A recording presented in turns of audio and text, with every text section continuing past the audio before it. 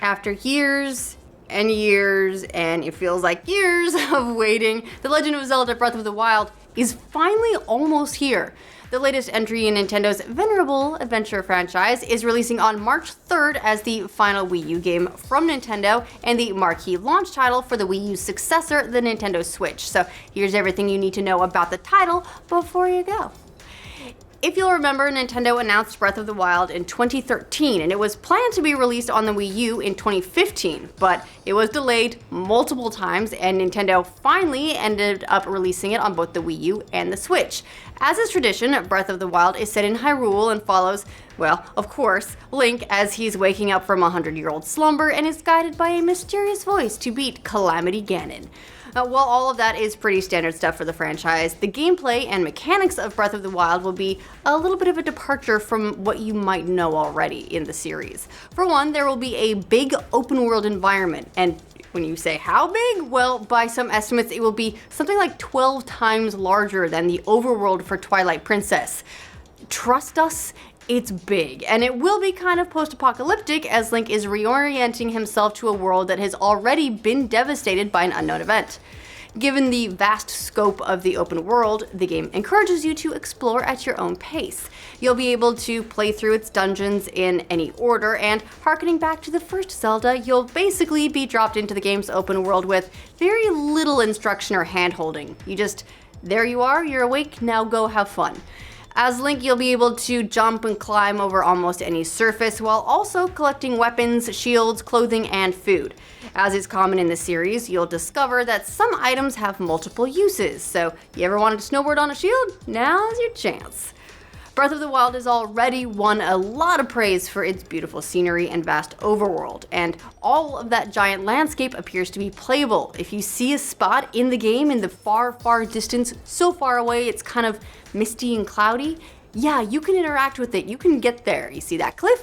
You can probably climb it. You can even skip all the dungeons if you want and head straight to the final boss if you really want to. I don't know why you would, but you could. Producer Eiji Aonuma said at E3 that you can beat the game without completing the story. So it's a very free-form experience. Weather will also play a factor. If you're up high in a mountain and it starts to snow, your health will be affected. You'll need to stay warm by either standing by a fire or eating spicy food or do something sensible like wear warm clothing. Cooking also plays a big part in the game. You can combine ingredients to create health power-ups and stamina boosts, and other dishes, like we said, can keep you warm on cold nights. The loot system will also be different from past Zelda games. You'll be able to find various types of clothing, each with its own armor rating and resistance stats, and you'll get more weapons than ever before. We've seen Link wielding not just swords, but heavy hammers, axes, spears, even a fire rod. But all weapons lose durability and eventually will break, so don't get too attached. You'll basically want to wear warm clothing in the snow, lighter clothing in hotter climates. Oh, and there's a heavy plate armor too, but you better take it off if it rains because a lightning strike will ruin your day, and we've already seen in videos that have been released that lightning is more attracted to your shiny armor. Combat will also be a little bit of a change from what you might be used to. You'll constantly be swapping weapons because of those durability issues. You can also throw weapons at enemies and attack them in rapid fashion in flurry rush mode. You can also sneak around enemies to set up stealth kills. There are also new varieties of ways to kill bad guys like, rolling boulders on them from above, or blowing up explosive barrels, or even lighting the grass on fire and hoping it spreads in the right direction and doesn't burn down the entire plane.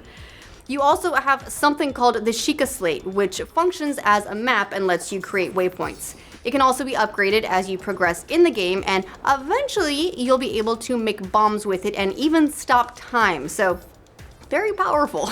Now, as for the game's plot, Link awakens from a long slumber while suffering from amnesia. He's guided by a mysterious voice to Hyrule, which is now completely pretty much ruined. He learns that Calamity Ganon has been sealed in Hyrule Castle for years, but he's still growing in power, and Link must stop him before he breaks free.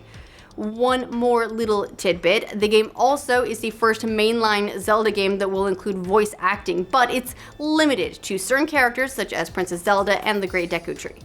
As for the overall playtime, we don't have any real estimates, but it is pretty clear there's a ton to do in the game. According to a leaked strategy guide, Breath of the Wild will feature 120 shrine mini-dungeons, 76 side quests, and 900 Korok seed puzzles. But if that isn't enough content for you, Breath of the Wild will also include DLC, making it the first mainline Zelda game to do so. The game will offer a season pass immediately upon launch for $19.99. That season pass will give you access to 2 sets of DLC for the game, which are due out sometime in the summer and the holidays. When players buy the season pass, 3 new treasure chests will appear in the game's Great Plateau area. One will have a shirt with a Nintendo Switch logo that Link can wear, which is very meta. The other 2 will deliver useful items. Now, as for the DLC itself, the first pack will include a Cave of Trials challenge, a new hard mode, and a new feature for the in-game map, according to DualShockers. The second DLC pack will include a new dungeon and a new original story. But the internet hasn't taken this news very well, with some complaining that Nintendo, like everyone else, has finally succumbed to the lure of DLC. Like it or not, it is part of the game. It is a little bit unusual in that you can't buy the 2 DLC packs separately. You do have to buy the season pass all or nothing. As for the differences in console versions, if you're playing Breath of the Wild on the Wii U, Nintendo says it will mostly be the same.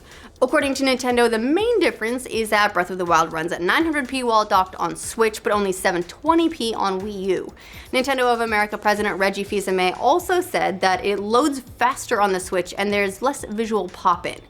Now, one last thing about this game, if you're a digital-only gamer, please be aware that this game is 13.4 gigabytes, so that'll take up a pretty big chunk of the Switch's 32 gigabytes of internal storage, or, well, you don't actually get all 32 anyway, you get 26, so you'll probably be looking to buy a micro SD card sooner rather than later.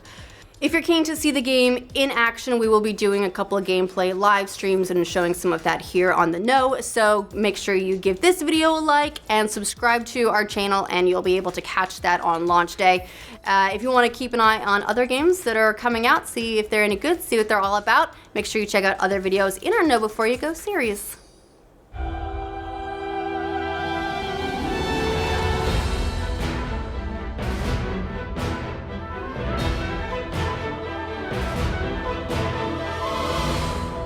The history of the royal family of Hyrule is also the history of the Calamity Ganon.